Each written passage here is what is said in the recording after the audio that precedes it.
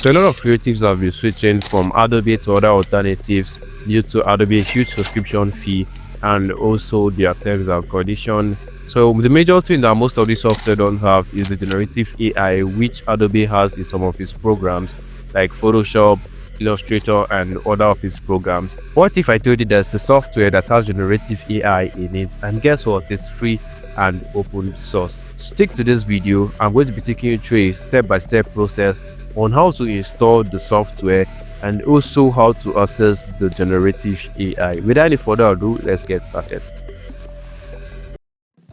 So welcome back to today's video. So software I'm going to make use of is a free software, and also it's an open source software. So first of all, we're going to go over to the official website of the software to download it. And this software has been existing for the past 25 years now. It was created for artists and by artists and also for artists. So this is the name of the software. So I'm going to go over to the official website. Then we're going to come over to this section that says download. So we're going to download the software. So if you're using Mac, you can go for Mac version. Then if you're using Linux, so you can see the system requirement Windows 8 or higher, then Mac OS. Then you can see the version for Mac. Then the RAM size should be 4 gig at minimum requirement, while 16 gig is recommendable. Then also your GPU should be like the Open GL30 or higher. You should also have the Direct 3D 11 for graphics tablets, any bar, and if you're using this for like vector art and the rest. So I'll prefer you go for the Windows installer. Just download the Windows installer directly, because the just download the Windows installer directly. So you can see here it's downloading. So I already have the file on my PC. It's just same installation process like any other files. But just come over here. I prefer run as administrator, then wait for it to come up.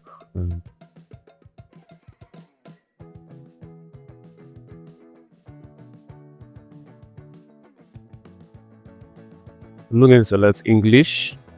Okay, then it appears that Krita is already installed. So I already have it installed in my PC already. So it's just same installation process with any other software. So installing this, so after you're done installing Krita, it's not enough for you to access the generative free AI. So you actually need the plugin, which is called the Krita AI Diffusion. So which way to get, you have to go to GitHub for. Then you go over to the Krita AI section. You have to go to GitHub, then go to the Krita AI section. So you can see it here. So we're just going to come over to releases.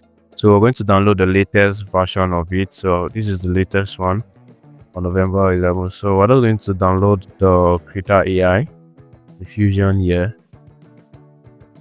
So you can see it's done downloading already. So this is how Krita looks like. This is the interface. So for you to add the plugin, we're just going to come over to script, then import Python plugin as file. So this is the file here that was downloaded. I was going to click on the zip file, then open. So you can see here plugin already exists. Overwrite it. So I already have the plugin in it, so I'm just going to cancel this here. After you've added the plugin, you have to restart the Krita software. So I'm not going to restart mine, so I'm just going to open a new file. I'm going to open an image. I'm going to start with this one first. So for you to access the generative AI, I'm going to come over to settings, come over to Docker, then select this AI image generation. So you can see here is saying server not installed or running. I'm going to click on configure. So if you have a powerful GPU, so you can go for this server configuration, which is the local managed server. This one you're not going to pay for any tokens or credit. So if you have a powerful GPU and you also require a data connection for this process, going to require like I did mine, so that's around 10 gig of 10 gig, 8 gig thereabouts. So and you also require at least 10 gig free the space. So for this tutorial, I'm just going to make use of the online server because I've done my local managed service before. If I'm going to do it, it's going to take time. So you can select these settings if you have a powerful GPU, but if you don't have a powerful GPU, you can go for this online service. And you're going to come over to sign in, and when you sign in, you're going to be given 300 tokens to just run the server. And after those 300 tokens are exhausted, you're actually going to pay for an additional token, which you can get 5,000 tokens for 10 euros, which is kind of better off to Photoshop, which only gives you 300 tokens or credit for same price. So I'm going to come over to this sign in here. When you come over, you're going to redirect me to this site here. I'm just going to sign up with my Google account.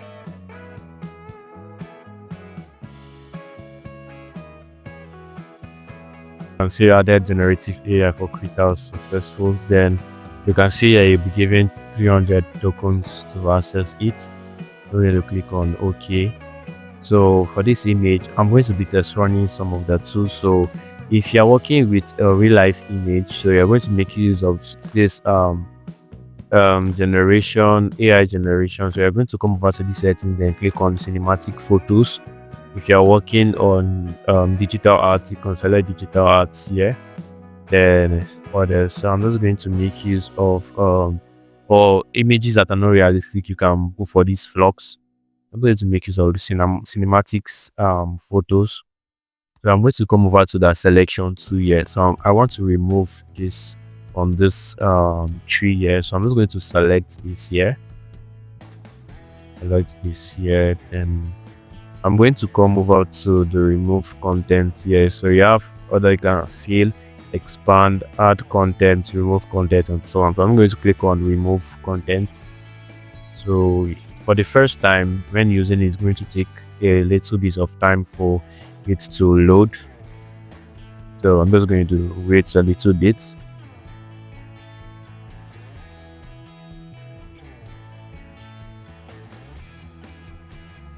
So you can see here it's done generating. So I'm just going to deselect this. We're going to Control Shift and E. So I'm going to deselect this here by clicking on Control Shift and E. So you can see it has already replaced the file here. So you can see it here. This is the before and this is the after. So what I love about this is that it has a layer. It creates a layer on its own. It doesn't merge the whole composition together. It just creates its own layer. So I'm going to be also trying out the expand tool. So I'm going to open a new file here. This is a new document. So you can see here it has already opened. So I'm going to come over to my crop tool. After making a selection on this, and I'm going to increase the side up a little bit. Then I'm going to hit on enter. And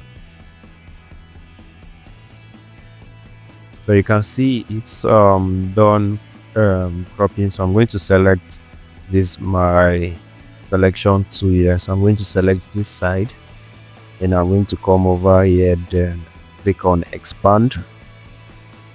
So it's going to load. And also one thing I also love about this software is that while using it, it creates an autosave. When you are working on some projects, it creates some autosave on it. So I think it's still loading here.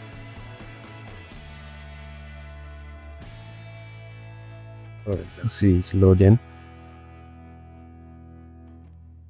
So you can see here it's done expanding. So you can see the before and after. So you can see how easy it is. So we're going to try another method. Let's come over to, or let's just use the same, or let me open this one first. So after this, I'm going to click on apply. So it's already applied. Then I am going to click on this place here, and I'm going to take this my selection. And I'm going to select this side and click on add content. Add content, and I'm going to describe the content you want to see. So I'm going to click on both, and I'm going to click on add content.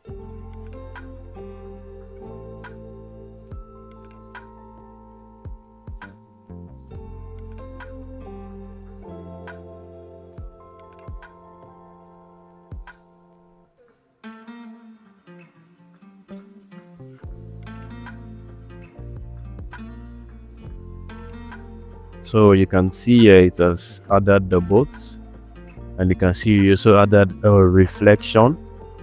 You also added a reflection on it. So this is the boat here. I'm just going to click on apply. So let's try one more thing. Then let me select these wires here. Select here. And I'm going to come over to the remove content, then remove it.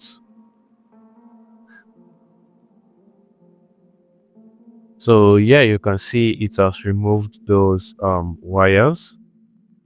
You can see it's just like the Photoshop, just like Photoshop, where you have the remove tool to remove some objects. So you can see the before after. So he actually removed it and expanded the river, and this is the after.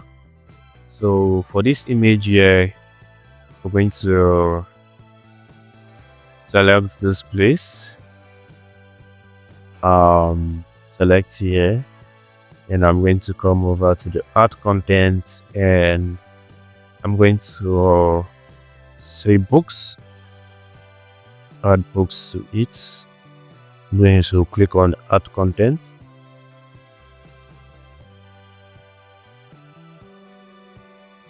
So you can see here it has added a book. So for the last one, we're going to make use of a human. So we're going to make use of this image here. So I'm going to select this tie. Let's try the tie, and I'm going to select remove content. Let me just type here tie, and let's remove the content. So this is our result here. Although it didn't remove the tie, but it added its own tie, which was quite okay. So let's try the hair.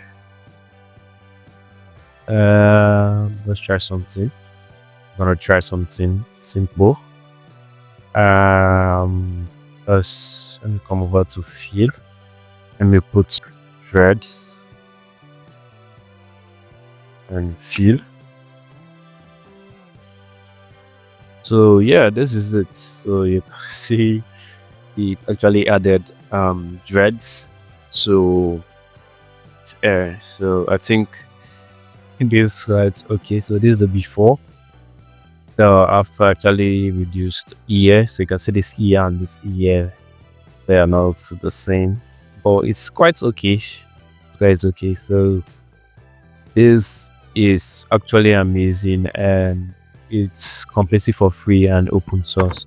If you enjoyed this video, kindly give this video a thumbs up. Do it, subscribe to this YouTube channel, and turn on your notification bell not to miss amazing content like this. And let me know if you have any challenge in the comment section. My name is Joseph from Josie Concept. See you in my next video. Thank you.